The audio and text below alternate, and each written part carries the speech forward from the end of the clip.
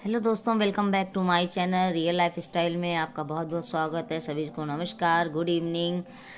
और मैं आज आपके सामने प्रैक्टिस सेट 19 लेकर के आई हूँ, जिसमें बहुत ही बेहतरीन क्वेश्चंस हैं इसमें, जो कि आपके लिए, जैसा कि आप जानते हैं, कि यूज़फुल हैं। और फिर प्रैक्टिस सेट हो तो फिर बेहतरीन होना भी चाहिए। प्रैक्टिस सेट का मतलब ही है कि प्रैक्टिस। दोस्तों, इस बुक्स में 40 प्रैक्टिस सेट हैं। इसमें 40 प्रैक्टिस सेट हैं और मैं आपको 1 बाय 1 करके ये प्रैक्टिस सेट मैं आपको लगवा रही हूँ, जिससे कि कम समय में ज़्यादा काम हो सके। इसलिए ऐसे समझिए गागर में सागर भर जाए, बस उसका प्रयास कर रही हूँ मैं आपके साथ में। बस ज़रूरत है तो आपके साथ, आपकी विश्वास की। तो चलिए आगे बढ़ते हैं इसके साथ में। तो दोस्तों आइए क्वेश्चन नंबर 1 पे चलते हैं। इसमें एसरेशन रीज़न वाला है ये क्वेश्चन। इसमें कथन ए दिया गया है, पंचायतों के प्रधान, प्रमुख तथा अध्यक्ष के पदों में महिलाओं के लिए, जिनमें अनुसूचित जाति, अनुसूचित जनजाति तथा पिछड़ी जाति की महिलाएं सम्मिलित हैं, आरक्षण से उनके क्रियाकलाप में एक सुस्पष्ट परिवर्तन आया है। फिर रीज़न क्या है देखिए, ग्रामीण क्षेत्रों की महिलाएं इस आरक्षण की मांग लंबे समय से ही कर रही थी। अब ये नीचे कूट दिए जाते हैं, इनको देखिए और फिर सोचिए कि कौन सा कथन सत्य है। एक तो ये दिया गया है ए तथा आर दोनों ही सही हैं, परंतु आर ए की सही व्याख्या करता है। ठीक है, मतलब एक दूसरे के पूरक हो गए ये लोग। और फिर बी या ए आर दोनों ही सही हैं, परंतु ये रीज़न जो है मतलब इसकी सही व्याख्या नहीं करता है। फिर सी दिया गया ए सही है ये वाला, किंतु आर गलत है, ये वाला कह रहा। और ये कह रहा ए गलत है और आर सही है। तो इसका राइट आंसर हो जाएगा दोस्तों एक सी, मतलब ये सही है और आर गलत है, मतलब ये सही है और ये गलत है। ठीक है दोस्तों, एसरेशन रीज़न वाले दोस्तों इसकी प्रैक्टिस बहुत अच्छे से करिए, क्योंकि मोस्टली क्वेश्चंस जो है इसी में से ही आते हैं और इसमें फंसने के भी चांसेस काफ़ी होते हैं। इसलिए पूरा प्रयास आप करिए कि ये बिल्कुल अच्छे से आप लोग करके आए।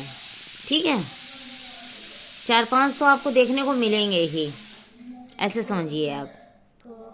ठीक, फिर नेक्स्ट क्वेश्चन है, संविधान के 73वें संशोधन में प्रावधान किया गया था। क्या किया गया था? ए, पंचायतों के नियमित चुनाव कराने के लिए। बी में दूसरा है महिलाओं के लिए सभी स्तरों पर सीटों के आरक्षण के लिए। तीसरा है राज्य वित्त आयोग की संस्तुति के अनुसार पंचायतों को फंड्स का अनिवार्य रूप से हस्तांतरण। फिर चौथा है 11वीं अनुसूची में दिए गए विषयों के संबंध में पंचायतों की शक्ति का अनिवार्य रूप से हस्तांतरण। अब कूट इसमें दिए गए हैं, 1 और 2 सही होगा, या फिर 1, 2, 3 सही होगा, 2, 3, 4 भी सही हो सकता है, और डी सभी सही हो सकते हैं। तो इसका राइट आंसर हो जाएगा सभी चारों, ये भी और ये भी। अब क्या है इसमें ये भी देख लेते हैं। पंचायतों के नियमित चुनाव कराने के लिए, फिर महिलाओं के लिए सभी स्तरों पर सीटों के आरक्षण के लिए, फिर राज्य वित्त आयोग की संस्तुति के अनुसार पंचायतों को फंड्स का अनिवार्य रूप से हस्तांतरण, फिर है 11वीं अनुसूची में दिए गए विषयों के संबंध में पंचायतों की शक्ति का अनिवार्य रूप से हस्तांतरण। तो कुल मिला के ये भी सही है, ये भी सही है और ये भी सही है। फिर नेक्स्ट क्वेश्चन है, वह राज्य जिसने सबसे पहले पंचायती राज स्वीकार किया था। वह राज्य बताइए जिसने सबसे पहले पंचायती राज्य को स्वीकार किया था। ए, उत्तर प्रदेश, बी, बिहार, सी, गुजरात और डी है राजस्थान।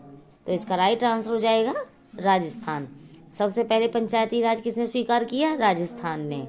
2-4 बार कहेंगे इसको, ये लर्न हो जाएगा। फिर नेक्स्ट क्वेश्चन है, एक क्षेत्र पंचायत का क्षेत्र निर्धारित किया जाता है। एक क्षेत्र पंचायत का क्षेत्र निर्धारित किया जाता है। ए, राज्य चुनाव आयोग द्वारा, बी, राज्य सरकार द्वारा, सी, मंडल के आयुक्त द्वारा, डी, जनपद के जिलाधिकारी द्वारा। तो इसका राइट आंसर हो जाएगा राज्य सरकार द्वारा। फिर नेक्स्ट क्वेश्चन है, राज्य वित्त आयोग का गठन भारतीय संविधान के अंतर्गत किया जाता है। राज्य वित्त आयोग का गठन भारतीय संविधान के अंतर्गत किया जाता है। कौन कौन से अनुच्छेदों में? पहला दिया गया हुआ अनुच्छेद 243 एच के अनुसार, बी अनुच्छेद 243 के अनुसार, सी अनुच्छेद 243 जे के अनुसार, डी अनुच्छेद 243 के अनुसार। अब आप कहोगे कि ये 243 तो सभी में है, लेकिन इसमें फ़र्क है HIJK, ये भी ध्यान देने की बात है। बाकी तो सब सेम लग रहा है देखने में आपको, लेकिन फ़र्क क्या है, HIJK। तो इसका राइट आंसर हो जाएगा बी, अनुच्छेद 243 आई के अनुसार। ठीक है, आई का ध्यान रखिएगा। फिर नेक्स्ट क्वेश्चन है, पंचायती राज का मुख्य उद्देश्य क्या है? पंचायती राज का मुख्य उद्देश्य क्या है? ए, कृषि उत्पादन को बढ़ाना, बी, रोजगार बढ़ाना, और सी है क्षेत्र लोगों की राजनीतिक जागरूकता को बढ़ाना, डी है लोगों को विकास मूलक प्रशासन में भागीदारी की योग्य बनाना। तो क्या हो सकता है? इसका राइट आंसर है लोगों को विकास मूलक प्रशासन में भागीदारी के योग्य बनाना। फिर नेक्स्ट क्वेश्चन है, पंचायत के चुनाव कराने हेतु निर्णय किसके द्वारा किया जाता है? किसके द्वारा निर्णय किया जाता है? ए, केंद्र सरकार, बी, राज्य सरकार, सी, जिला न्यायाधीश, डी है चुनाव आयोग। तो इसका राइट आंसर है राज्य सरकार द्वारा। फिर नेक्स्ट क्वेश्चन है, निम्नलिखित कथनों पर विचार कीजिए।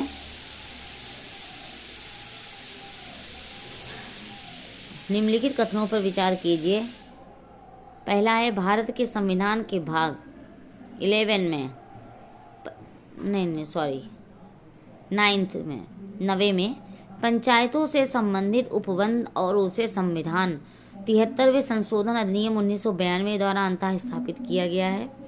दूसरा है, भारत के संविधान के भाग 9 में नगरपालिका से संबद्ध उपबंध है तथा अनुच्छेद 243 ए के अनुसार प्रत्येक राज्य के लिए 2 प्रकार की नगरपालिकाएं हो सकती हैं, नगरपालिका परिषद और नगर निगम। अब क्या सही है? केवल एक सही है, केवल 2 सही है, और दोनों 1 और 2 सही हैं, और ना ही एक सही है और ना ही दूसरा सही है। तो इसका राइट आंसर क्या हो जाएगा? केवल एक सही है, ये वाला। भारत के संविधान के भाग 9 में पंचायतों से संबंधित उपबंध है और उसे संविधान 73वें संशोधन अधिनियम 1992 द्वारा अंततः स्थापित किया गया है। ये आपका राइट आंसर है। फिर नेक्स्ट क्वेश्चन है, भारत के संविधान में पंचायतों तथा नगरपालिकाओं से संबद्ध 73वें और 74वें संवैधानिक संशोधन जब हुए, उस समय भारत के प्रधानमंत्री कौन थे? ए, इंदिरा गांधी, बी, राजीव गांधी, सी, PV नरसिंह राव, और डी, VP सिंह। तो इसका राइट आंसर हो जाएगा PV नरसिंह राव। ठीक है। फिर नेक्स्ट क्वेश्चन है, भारत में त्रिस्तरीय पंचायती राज व्यवस्था की सिफारिश किसने की थी? भारत में त्रिस्तरीय पंचायती राज व्यवस्था की सिफारिश किसने की थी? ए, अशोक मेहता समिति, बी, बलवंत राय मेहता समिति, सी है GVK राव समिति ने, और डी है LN सिंघवी समिति ने। तो किसने की थी सिफारिश इसकी? बलवंत राय मेहता समिति ने। दोस्तों थोड़ा डिस्टर्बेंस हो रहा है खाने की वजह से, कुकर में मेरे सीटी आ रही है और इसके लिए मैं क्षमा चाहती हूँ, थोड़ा सा डिस्टर्बेंस है। ठीक है, क्योंकि गेस्ट आए हुए हैं थोड़ा सा, तो इस वजह से थोड़ा सा डिस्टर्बेंस हो रहा है। तो इसका नेक्स्ट क्वेश्चन है, भारत में पंचायती राज व्यवस्था सर्वप्रथम राजस्थान में और प्रारंभ की गई थी। मतलब राजस्थान तो है ही पंचायती राज व्यवस्था में सर्वप्रथम, और भी कौन है ये देखिए, हरियाणा, गुजरात, उत्तर प्रदेश, आंध्र प्रदेश। तो इसका राइट आंसर हो जाएगा आंध्र प्रदेश। मतलब राजस्थान के साथ आंध्र प्रदेश भी होगा। ठीक है।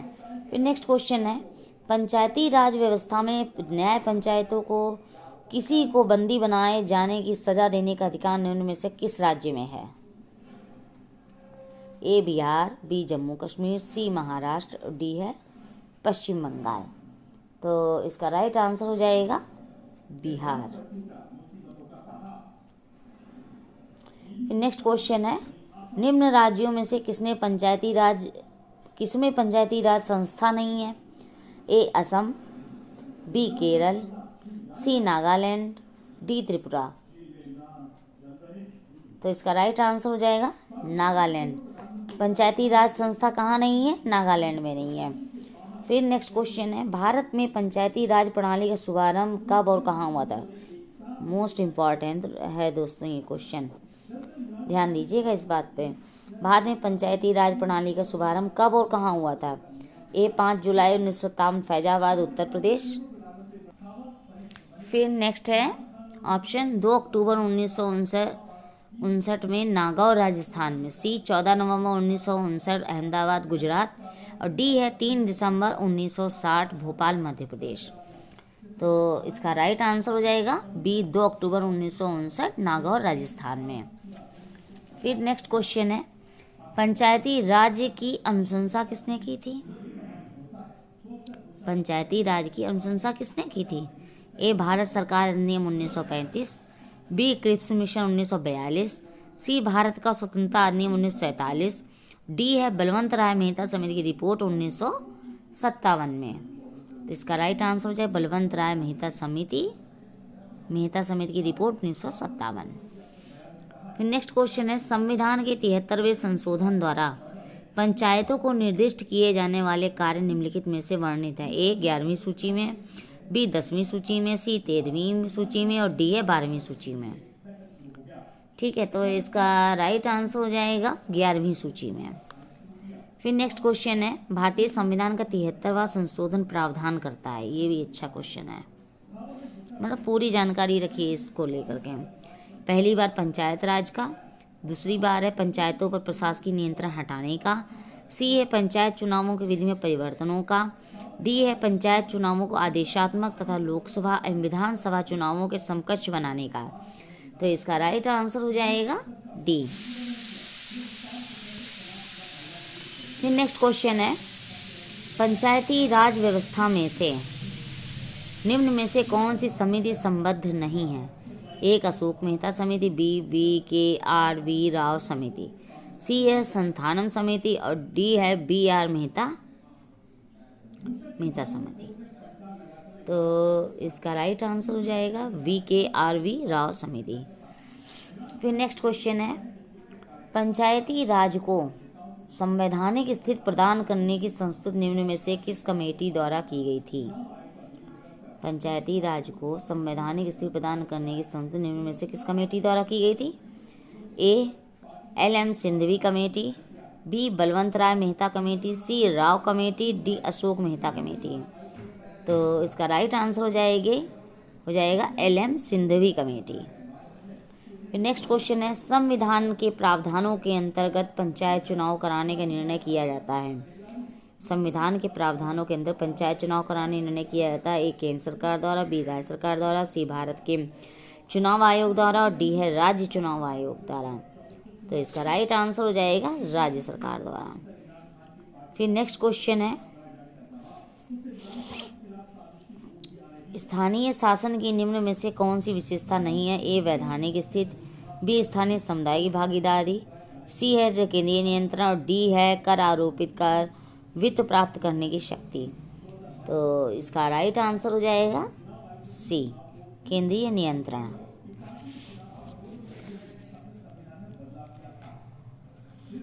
फिर नेक्स्ट क्वेश्चन है, ब्लॉक स्तर पर पंचायत समिति है? ब्लॉक स्तर पर पंचायत समिति है? ए परामर्शदात्री निकाय, बी है प्रशासनिक प्राधिकरण, सी है परामर्शीय समिति, डी है पर्यवेक्षकीय प्राधिकरण। तो इसका राइट आंसर हो जाएगा प्रशासनिक प्राधिकरण। ठीक है। फिर नेक्स्ट क्वेश्चन है, त्रिस्तरीय पंचायती राज प्रणाली स्थापित करने की अनुशंसा सर्वप्रथम किसके द्वारा की गई थी? त्रिस्तरीय पंचायती राज प्रणाली स्थापित करने की अनुशंसा सर्वप्रथम किसके द्वारा की गई थी? ए अशोक मेहता समिति द्वारा, बी है LM सिंघवी समिति द्वारा, सी है बलवंत राय मेहता समिति द्वारा, डी है सरकारी आयोग द्वारा। तो इसका राइट आंसर हो जाएगा बलवंत राय मेहता समिति। दोस्तों ये मोस्टली ये वाली समिति कुछ ज़्यादा ही बलशाली लग रही है, ऐसे समझिए। जिसमें टिक करती हूँ उसमें बलवंत राय मेहता समिति आ जाता है। तो नेक्स्ट क्वेश्चन है, अशोक मेहता समिति ने पंचायती राज के लिए किस प्रतिमान की संस्तुति की थी? ए एक स्तरीय, बी द्विस्तरीय, सी त्रिस्तरीय और डी है 4 स्तरीय। तो इसका राइट आंसर हो जाएगा द्विस्तरीय। नेक्स्ट क्वेश्चन है, भारतीय संविधान की 11वीं अनुसूची में पंचायतों के लिए कुल कितने विषय निर्धारित किए गए हैं? ए 27, बी 28, सी 29, डी 30। तो इसका राइट आंसर हो जाएगा 29। ठीक है, कुल कितने विषय निर्धारित किए गए हैं? 29। नेक्स्ट क्वेश्चन है, यदि पंचायत भंग होती है तो किस अवधि के भीतर निर्वाचन होगा? ठीक है, 1 माह के अंदर होगा, 3 माह के अंदर होगा, 6 माह के अंदर होगा कि 1 वर्ष के अंदर होगा? तो इसका राइट आंसर हो जाएगा सी, 6 महीने के अंदर अंदर निर्वाचन होगा, फिर से मतलब वो होगा। निम्नांकित में से कौन एक पंचायतों से संबंधित नहीं है? निम्नांकित में से कौन एक पंचायतों संबंधित नहीं है? ए राज्य निर्वाचन आयोग पंचायतों का चुनाव संपादित करेगा, बी संविधान 74 संशोधन अधिनियम, सी है सभी पंचायतों का कार्यकाल 5 वर्ष निर्धारित होगा और डी है एक पंचायत के भंग होने के 6 माह के अंदर नया चुनाव कराया जाएगा। तो इसका राइट आंसर हो जाएगा बी संविधान 74वां संशोधन अधिनियम। फिर नेक्स्ट क्वेश्चन है, पंचायतों एवं नगर पालिकाओं के संबंध में भारतीय संविधान में किस वर्ष प्रावधान किया गया है? पंचायतों एवं नगर पालिकाओं के संबंध में भारतीय संविधान में किस वर्ष प्रावधान किया गया है? ए 1991, बी 1995, सी 2000 और डी है 1993। तो इसका राइट आंसर हो जाएगा 1993। फिर नेक्स्ट क्वेश्चन है, मनरेगा कार्यक्रम निम्नलिखित में से भारतीय संविधान के किस अनुच्छेद को लागू करने हेतु लाया गया है? मनरेगा कार्यक्रम भारतीय संविधान के किस अनुच्छेद को लागू करने हेतु लाया गया है? अनुच्छेद 43, अनुच्छेद 45, अनुच्छेद 47 और डी अनुच्छेद 50। तो इसका राइट आंसर हो जाएगा अनुच्छेद 43। फिर नेक्स्ट क्वेश्चन है, संविधान के अंतर्गत पंचायतों में महिलाओं के 1/3 संविधान के अंतर्गत पंचायतों में महिलाओं के 1/3 प्रतिनिधित्व की गारंटी कौन सा अनुच्छेद देता है? अनुच्छेद 243 गा, अनुच्छेद 243 घा, अनुच्छेद 243 जा और अनुच्छेद 243 झा। तो इसका राइट आंसर हो जाएगा अनुच्छेद 243 घाव। ठीक है, फिर आगे नेक्स्ट क्वेश्चन तरफ। फिर नेक्स्ट क्वेश्चन है, वर्ष 2020 में उत्तर प्रदेश के सुर सरोवर झील को रामसर साइट के रूप में नामित किया गया है। यह कहाँ स्थित है? वर्ष 2020 में उत्तर प्रदेश के सुर सरोवर झील को रामसर साइट के रूप में नामित किया गया है। ये कहाँ स्थित है? ए आगरा, बी सहारनपुर, सी झांसी, डी है चंदौली। तो इसका राइट आंसर हो जाएगा आगरा। फिर नेक्स्ट क्वेश्चन है, किस राज्य का 80% से अधिक क्षेत्र वनाच्छादित है? किस राज्य का 80% से अधिक क्षेत्र वनाच्छादित है? ए अरुणाचल प्रदेश, बी केरल, सी मध्य प्रदेश, डी पश्चिम बंगाल। तो इसका राइट आंसर हो जाएगा अरुणाचल प्रदेश। फिर नेक्स्ट क्वेश्चन है, रिक्त स्थान में उचित चयन को भरें। जो आपको ठीक लग रहा वो 2011 में उत्तर प्रदेश का अभिलेखित रिकॉर्डेड वन क्षेत्र अपने कुल क्षेत्रफल का लगभग कितने प्रतिशत था? ए 3%, बी 5%, सी 7% और डी है 9%। तो इसका राइट आंसर हो जाएगा 7%। यहाँ पे क्या होगा? 7% हो जाएगा। फिर नेक्स्ट क्वेश्चन है, निम्नलिखित कथनों पर विचार कीजिए। कौन से कथन है ये देखिए। टेक्सास वृक्ष हिमालय में प्राकृतिक रूप से पाया जाता है। टेक्सास वृक्ष रेड डाटा बुक में सूचीबद्ध है। टेक्सास वृक्ष से टेक्साल नामक औषधि प्राप्त की जाती है जो पार्किंसन रोग के विरुद्ध प्रभावी है। कौन सा सही है? केवल 1 सही है, केवल 1 और 2 सही है, कि केवल 2 और 3 सही है, या फिर 1, 2, 3 सही है? तो इसका राइट आंसर हो जाएगा 1, 2 और 3 तीनों ठीक है। ठीक है।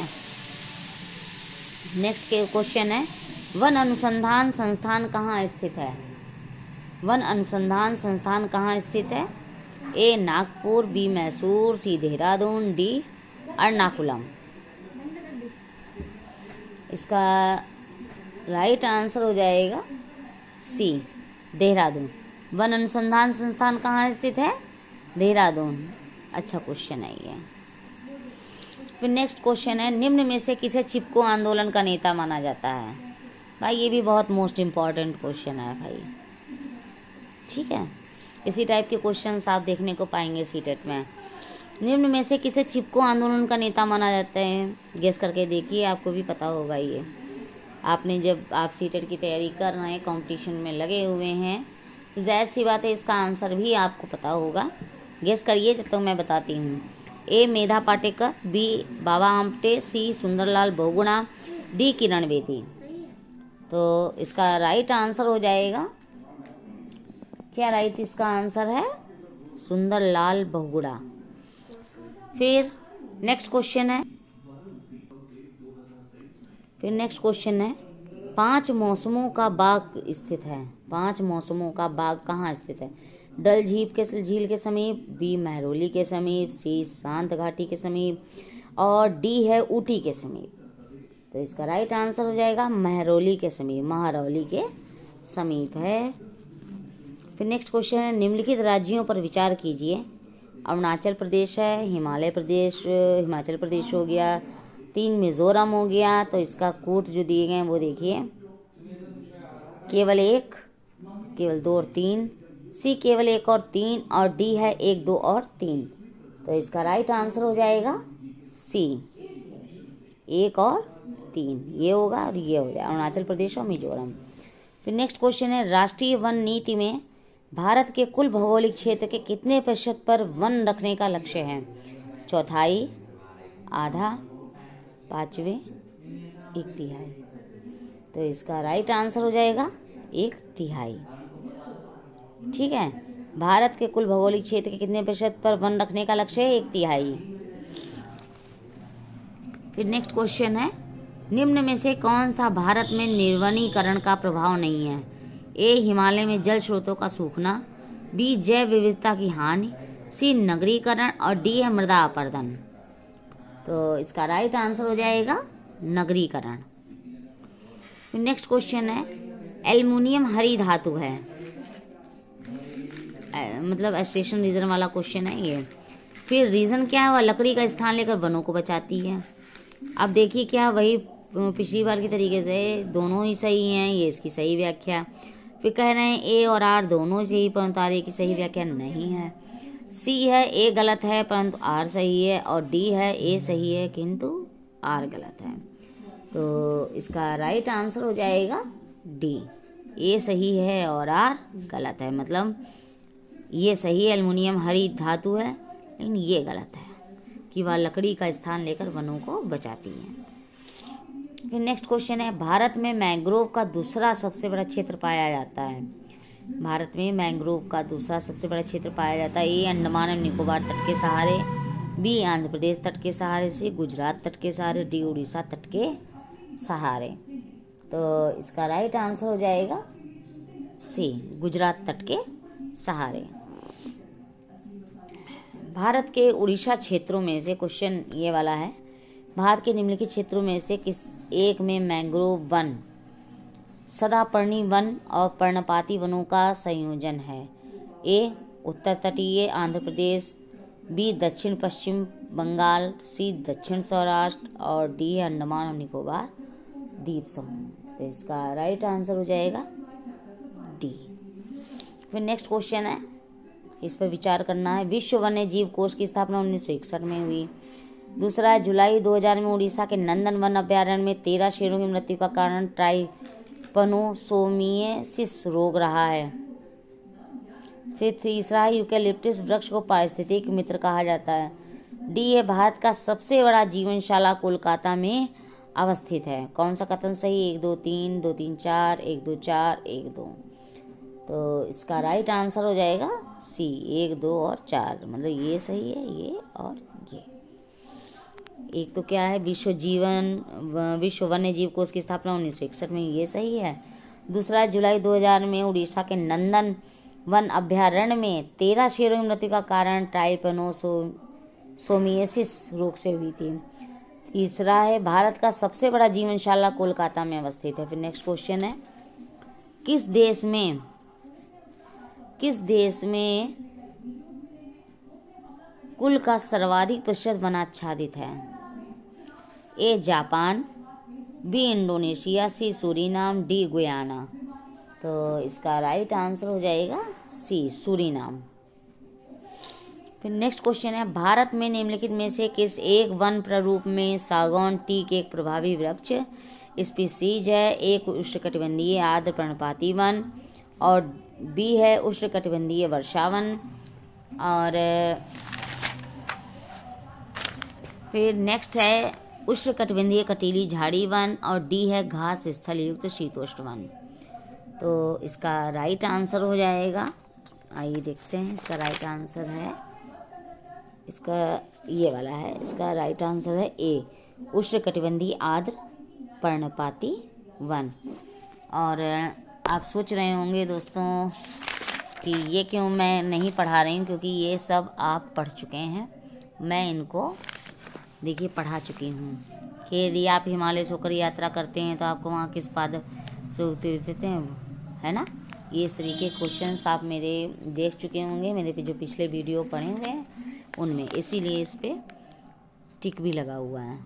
देखिए मैंने अभी चिपको आंदोलन के बारे में इसके पहले पढ़ाया है ना, लेकिन प्रणेता कौन थे ये देखिए, चंडी प्रसाद भट्ट थे इसके, सुंदरलाल बहुगुणा नहीं थे, चंडी प्रसाद भट्ट थे।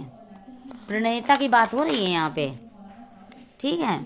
और ये लेकिन क्वेश्चन नंबर 6 पे आ जाइए जरा। चिपको आंदोलन का ये नेता थे सुंदरलाल बहुगुणा, ये नेता थे, और वो हैं प्रणेता, कहाँ गए, ये हैं प्रणेता, ये प्रणेता हैं और वो नेता हैं। तो प्रणेता में चंडी प्रसाद भट्ट होंगे और नेता में सुंदरलाल बहुगुणा होंगे, ठीक है। ये भी देखिए question, Indian institute of ecology and environment अवस्थित कहाँ है? नई दिल्ली में। फिर है, और देखिए अच्छे क्वेश्चंस हैं इसमें, भारत में वन संरक्षण अधिनियम कब पारित किया गया? 1980 में। अच्छे क्वेश्चन। पृथ्वी सम्मेलन +5 आयोजित हुआ कहाँ? 1997 में। अब दोस्तों आज के लिए इतना ही रखिए, और बस यही कहना चाहूँगी एट लास्ट कि पढ़ते रहिए, वीडियो देखते रहिए, और नहीं याद हो रहा है तो 2-2 4-4 बार आंखें बंद कर करके इसको ट्राई कीजिए, ज़रूर लर्न आपको हो जाएगा। और परेशान मत होइए, और मेरे साथ मेहनत करते रहिए। तब तक के लिए मैं आज्ञा चाहती हूँ, और लेकिन मैं आगे आपके लिए और अच्छे से अच्छा कंटेंट लाने की कोशिश करूँगी, और अच्छे से अच्छा पढ़ाने की और कोशिश करूँगी, जिससे कि आपको दोबारा एग्ज़ाम देने की आवश्यकता ना पड़े। इस विश्वास के साथ कल फिर मैं मिलती हूँ, तब तक के लिए ओके, बाय बाय।